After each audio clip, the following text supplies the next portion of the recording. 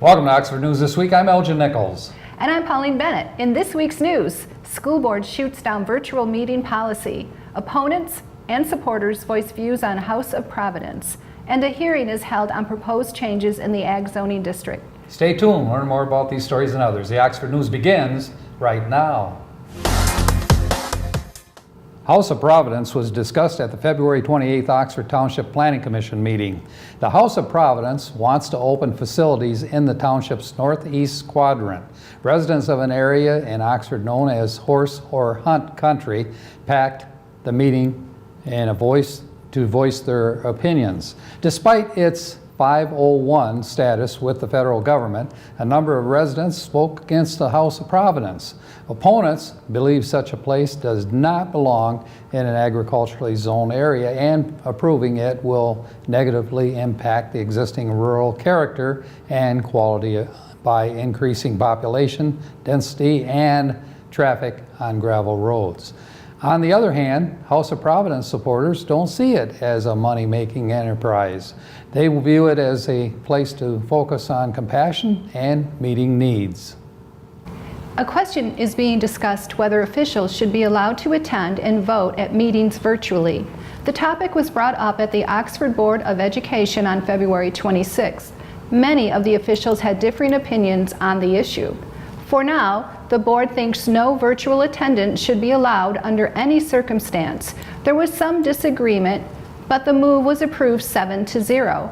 On February 12th, the Board Policy Committee of Treasurer Corey Bailey and Secretary Heather Schaefer presented a policy to the board stating trustees could attend meetings virtually if they give 72 hours notice.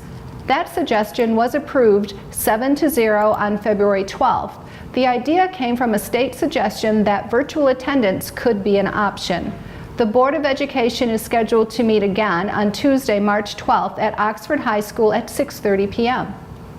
An Oxford Township father accused of shaking his infant daughter, Emily, to the point where she sustained critical injuries, pleaded no contest to first-degree child abuse. Christopher Scott Williams, 25-year-old, entered his plea on February 26th in Oakland County Circuit Court. A no contest plea is not an admission of guilt. However, the court treats it as such for sentencing purposes. It means the accused is not contesting the facts of which the criminal charge is based. Williams' sentence is set for 1:30 p.m. on March 26th before Circuit Court Judge Shalina Kumar. He's been held at the Oakland County Jail since early December in lieu of a $500,000 bond. According to the sheriff's detective, Shane Freeberg, Emily is out of the hospital, but she requires a ventilator to breathe. It's sad. The types of uses for agricultural in Oxford Township was discussed at the Township Planning Commission meeting on February 28th. The Township is proposing zoning ordinance text amendments concerning permitted and special land uses in the ag zoning, where the minimum lot size is 20 acres. Some of the special uses proposed for elimination include oil and gas extraction, recreational vehicle storage, and temporary housing for seasonal labor. Due to claims that some members of the public didn't receive the information they requested regarding the proposed ag zoning changes prior to the February 28th meeting, Planning Commissioners voted 4-0 to postpone taking any action regarding the issue until their next regular meeting. In their annual update to the Oxford Board of Education, representatives from Oxford Virtual Academy and Oxford Schools Early College showed the board some of the two schools' latest happenings at the board's February 26th meeting.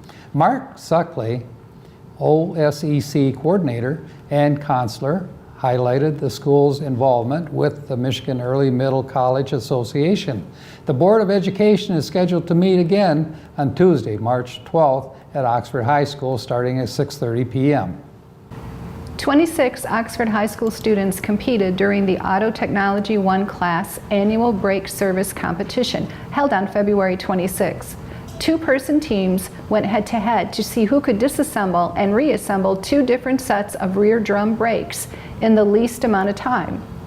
During the 90-minute competition, the teams kept working until they either achieved desirable times or simply ran out of time. This year's competition was sponsored by the Rotary Club of Oxford, Steve's Oxford Automotive, Wright Tool Company, and the Oxford McDonald's Restaurant. In just a few months after Oxford Schools partnered with Graduation Alliance to help at-risk students get their high school diplomas, the district is celebrating its first graduate, Jack Sawyer. Graduation Alliance is housed at Oxford Crossroads Day School and works with students in a personalized way to present Oxford's curriculum in a way best fitting each student. Sawyer received the diploma from Oxford Board of Education President Tom Donnelly at the board's February 26 meeting at Oxford High School. Many Oxford members extended their congratulations to Sawyer and his rite of passage and his accomplishment. Very good. Very good. Yes, we are running, and this is it. I want you to say, we're in a new location here, and Pauline is trying to get acclimated. As you can see, Yes. I caught her sleeping. She doesn't sleep very often, trust me on this one. As a representative of Addison Township, right? That's right. Yeah, they stay Always wide awake. busy. Yes. Got to keep a vigilance on porcupines and squirrels. No, Don't forget the deer. don't forget the deer. And I asked her earlier, I said, you know, is the lake in Lake that you have next door to you, Yes, that lake, Lake is the it Lake. frozen? It should be thawing out this weekend, I would And imagine. I think she said it's about time for the fishermen out there with their shanties bobbing in the water. So it won't be long, will it? No, it won't. Well, let's talk about this new location that we're at. And we're in the process of moving the equipment here yet. And hopefully the fiber optics are in, which is a critical part of it. It just needs to be tested yet. And when that happens, we'll move the equipment that's at 1775 Lapeer Road Okay. over to this location, Nice. the new one. And looking forward to it. It's been a kind of an uphill struggle getting here, a lot of work, but we've made it. Any move is probably a lot of work, but your new location, this is only my second visit here. I really like how it's laid out. I like the exterior light is coming in a little bit more. This room is great. And of course, I'm still learning so much from you, so thank you very Oh. much. So I like your new location. It's very nice. Hopefully everyone gets a chance to come and visit. Yes, actually, there's going to be a grand opening sometime in April, Nice. and the date will be advertised in advance, of course. So you folks will be able to join us and have donuts, coffee, whatever they're going to have, lobster, steak, I'm not sure. But anyway, you'll be able to check out the facility here that we were so proud to have. It is very nice. And in lieu of that, And that's Oxford News for this week. If you would like to learn more about these stories and others, you can catch us on our website, occtv.org, on YouTube, and of course your regular channels, Spectrum Channel 191 and AT&T Channel 99. and coming up soon, our very own Cody Wright with school sports and school news incorporating great topics with Alexis Ware. And you won't want to miss Auto Talk and Science in the News with Dave Kenny. I'm Pauline Bennett. Thanks for watching Oxford News this week. And I'm Elgin Nichols. Remember, always be kind to your friends and neighbors, and thanks for watching. Welcome to Science in the News. I'm Dave Kenny, and these stories are taken from the publication New Scientist. In our first story, millions of tiny loose teeth covering the mako shark skin could be the secret to its incredible speed. Mako sharks are known as the cheetahs of the ocean, rocketing through the water at speeds up to 41 miles an hour. New research shows that patches of flexible scale-like denticles on the shark skin allow it to glide more efficiently through the water. Stroke a shark from nose to tail and its skin feels smooth. Rub it the wrong way, however, and a shark feels like sandpaper rough. That is due to being covered in millions of the tiny protruding denticles. The mako has translucent denticles about 0.2 millimeters in size, says Amy Lang at the University of Alabama. It turns out that the mako has very flexible denticles. These set like little loose teeth. If water flow begins to reverse, the scales pop up. The streamlining effect of denticles has already been copied for applications such as Speedo's famous shark skin LZR swimsuit. Lang suspected that the highly flexible denticles were key to reducing another kind of drag, flow separation. After passing the widest part of a shark's body, typically its gills, the flow of water slows, which leads to a pressure drop and can result in eddies and vortices. It's the same phenomenon that explains why whirlpools appear at the edges of paddling oars. By studying the flow of water over a shark skin in the lab, Lang saw that the loose denticles prevent this flow separation happening by bristling up in the swirling water. It's entirely passive and happens in about 0.2 milliseconds, she says. The most flexible scales are seen in areas that experience the most flow separation, the flank behind the gills and the trailing edges of a shark's pectoral fins. The shape-shifting skin could have applications in aeronautics. For instance, flow separation on top of helicopter rotor blades makes them less efficient. These blades and the wings of fighter jets could benefit from shark-inspired microstructures. Lang and her team have already 3D printed models of the flexible mako denticles and show they work as well in air as they do in water. We can probably manufacture these on the order of shark skin 0.2 millimeters in size, says Lang. We're definitely moving forward to being able to replicate it, and speed goes on. On the medical front, a study of 650,000 children born in Denmark between 1999 and 2010 has confirmed yet again that the measles, mumps, and rubella MMR vaccine doesn't increase the risk of getting autism. Of the children, 6,500 were diagnosed with autism. Those given the MMR vaccine were no more likely to be diagnosed with autism than children who didn't have the vaccine. The study also didn't find any link with other vaccinations or vaccines being given at a particular age. The study adds to the already abundant evidence that vaccines are safe. Despite the evidence, groundless claims about vaccines continue to spread. Vaccination rates have fallen in many countries, and there has been a resurgence in measles, one of the most contagious known viruses. In our last story, bacteria aren't the only microorganisms passed from mothers to babies in breast milk. Fungi are also transferred too. This may play an important role in kickstarting the colony of organisms inside the infant's gut, which form part of a healthy digestive system. The excitement around the impact of breast milk on organisms in the gut, called the microbiota, has largely focused on bacteria with little known about fungi. But fungi could be important to the development of allergy and disease later in life.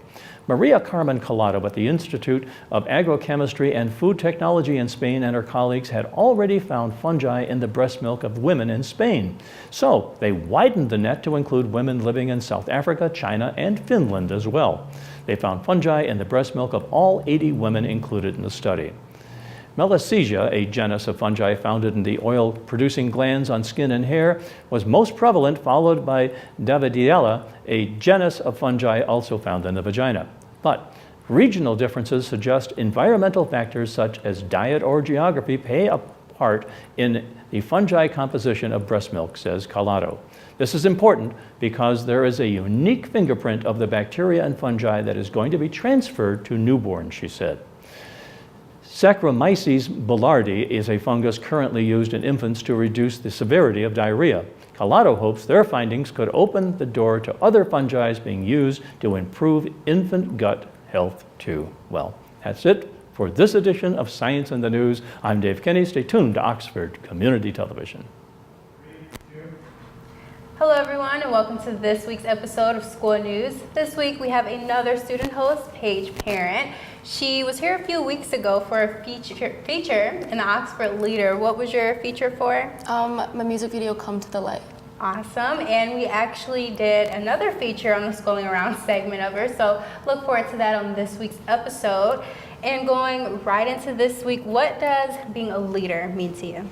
I think being a leader is just being able to pursue your goals and project them onto other people and be passionate. I feel like being passionate about things is a huge part of leadership. So you can show other people how important things are to you so they can do that with whatever they're passionate for also. And if someone doesn't necessarily know how to be as passionate as they should be towards certain things, what is your suggestion so they can get better at it? Well, there was always times that, especially even with music, that I wasn't as passionate just because I was frustrated, and I feel like that it just comes from frustration. So just pushing through that, and even if you don't feel like being so passionate about something at the time, there'll always be a time where you will be. So I just feel like just knowing that you truly are passionate for something. Okay, and what are some coping mechanisms that you use personally, especially in your music, when you don't feel passionate about it, to help you through it? Usually I have to take a break, because if I force myself, it doesn't sound passionate, it doesn't sound true to myself. So I take a break. I can write ideas down instead of specifically just writing songs. So just mainly walking away from it and coming back. I love that. Take a break so that you don't overwhelm yourself. That's a good piece of advice to give students. And speaking more about students, it is coming towards the end of the school year, which means juniors specifically are getting ready for the ACT and SAT testing. Do you remember those days? I do. And how did you prepare for that? Well, I've never been the best test taker, so Me it was either. a very stressful time. But I would look over like study guides, like every student should, but mainly just don't stress yourself out, because it is just one test. And although we all want to do well on it, it's not the end of the world, and you can always retake it. I love that. Always retake it. Yes. I mean, there are people who take it 3 and 4 times. There's no limit to how many times you can Exactly, take yep. it. And did you retake yours at all? Just I curious. didn't. Okay. I thought about it, but I was happy with the score I got. So. I didn't retake mine either, Yeah. and honestly, I probably should have. I definitely could have done a lot better. Me But too. and you're in college, so it works out perfectly. Right. And what are you? Special education is my Special major. education. Yes. So you're actually going to be a teacher. I am coming right back. Now, what can you tell? Obviously, you said don't stress it, but how are some ways that you prepare besides just going over the study guides for your testing? Well, since college, I've changed my studying methods completely, but just learning what works for yourself was huge to me. I changed everything to make it easier on myself. How long before the actual testing did you start preparing? Specifically for the ACT, Yes. SAT? Oh gosh, a long time. Yeah. A long time, yeah. Just to even know how to take the test was a huge part of it. And schools actually give a lot of prep, Right. Especially in the few months leading up toward it, so around now, to show you how to take it and how to take your time, but still go at a steady enough pace so that you don't fall behind. Right. So that's very beneficial. So don't miss school, students. Now, those were the juniors. What is a piece of advice you can tell to the seniors that are getting ready to graduate this year? Well, college is great. I would just say that moving forward, like individually, because no matter where you go to college, or if you don't go to college, obviously you have to grow up a lot. So just like being prepared for that and knowing that there's going to be tough times with everything, and just like pushing towards whatever you want to do, no matter how long it's going to take you, no matter how much work you're going to put into it, like you will always find a way to make it work. Yes. What is the biggest life change since graduating high school? Just moving out was huge for Yeah. me. Just because I obviously don't have my parents to lean on every day. So it's just learning like basic things, I feel like, and being able to support myself emotionally also was a huge thing. Now, we hear this a lot going to school, especially in the high school years, that now you kind of have someone to hold your hand as far as your teachers and your professors, people pushing you to do better.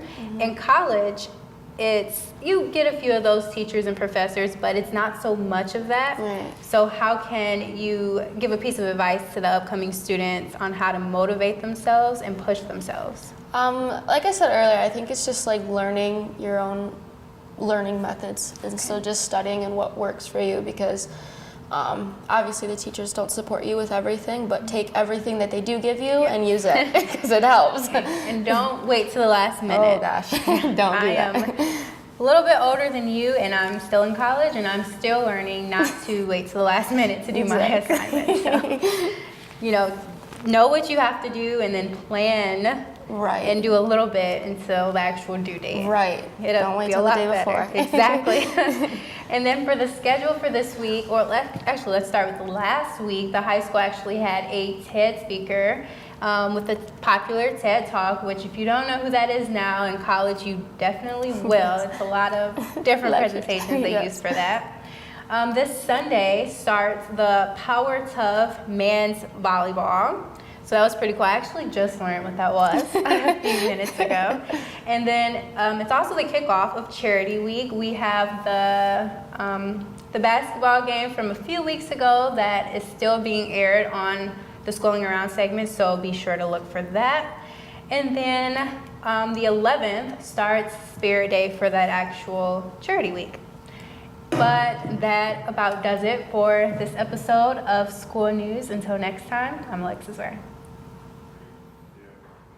What's going on, Wildcat fans? Cody right back here once again for another sports report.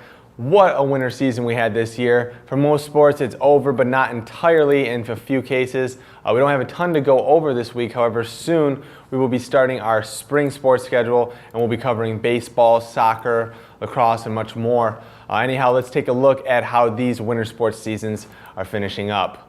First off, the boys basketball team captured the district title at Lake Orion High School last Friday after winning their first two district games against Romeo and Waterford Kettering. We matched up against Lake Orion for the finals and took the win 39-32. The boys then headed to regionals in Howell, taking on Milford in the first round. Milford was absolutely no match for our team. In the second half, really increasing the deficit and taking the win by large. The final score of that game was 59-38. Trey Townsend leading the team that night in points. Dejan Williams also standing out, as well as Connor Nicholson, and that's just to name a few. The boys then went on to the regional finals, taking on Howell, who took the win over Orchard Lake St. Mary's in the first round. Oxford was up by 10 in the first. We played great, looking very dominant in those first two quarters. However, the second half, Howell showed a new side and came back to take the win and end our amazing season. The final score, 42-37. This year was the first season since 1948 that we had a regional level win, and our season ended with an overall record of 23-2. I just want to say that these guys made this season one for Oxford history, and we will be remembering these games for many years to come. We now say goodbye to some great ball players: Michael Raish, Connor Nicholson, Logan Coughlin, DeWavy Turner, Dejan Williams, Nolan Heiler. We wish all you seniors the best of luck in the future. As for the rest of the team, next year should be exciting. Also, the girls basketball team ended their season in round one of the districts, taking on Waterford Kettering. It was a close game throughout the night, but we lost control in the fourth, and that was it. Final score 47-37. The girls had a great season, however, with an impressive winning record of 15-6. It's certainly been a Wildcat basketball season all around. We're already counting the days till next season. Also, the boys and girls bowling teams ended their seasons at the state level in Allen Park. In the singles competition, Megan Armbruster not only won the individual state title, but became the first Wildcat to ever do so. Megan bowled games of 223 and 193 against a bowler from St. Clair Shores to take the title. Head coach J.R. Laffner says this was one of the best seasons ever for the girls bowling team. Also, Luke Acton also finishing high in the individuals ranking, taking 9th in the state. And as far as the team's competition goes, both boys and girls finished it out strong. The boys club capturing the state runner-ups and the girls placing 5th overall. That's two outstanding seasons in a row for our bowling program here at Oxford. Congratulations, and here's to another one. And last but not least, the Oxford and Avondale United boys varsity hockey team ended their season as well in game one of districts, taking on Walled Lake Central. The final score of the night was 7-3. The first period coming out behind 3-1, Cohen Howe with the goal for the United. In the second, the score was 3-2, Jake Billis with the goal. And to start the third, Billis grabbed another to tie it up at 3. However, Walled Lake grabbed some more, and that was it.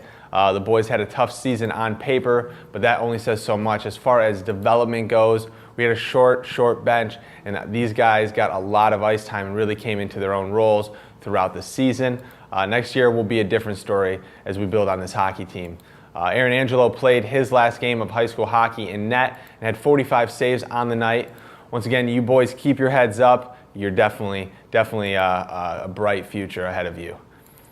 Anyways, that's going to do it for this week's report. For any more info on these events and more, go to oxfordathletics.org. There are plenty of game breakdowns, statistics, and upcoming spring schedules all right there for you to find. Once again, that is oxfordathletics.org. While you're at it, might as well check us out at OCCTV.org.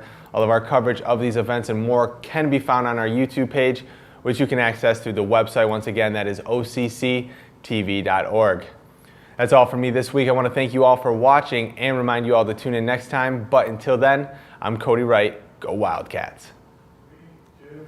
Welcome to this edition of Auto Talk. I'm Dave Kenny, and these stories are taken from the publication Automotive News. In our first story, General Motors ended production of its Chevrolet Cruze at the Lordstown, Ohio assembly plant on March 6, the first of 5 plants it is idling this year in North America.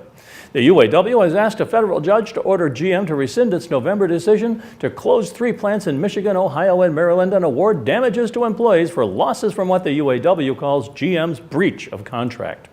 GM says that its decisions to halt production do not violate the provisions of the UAW-GM National Agreement.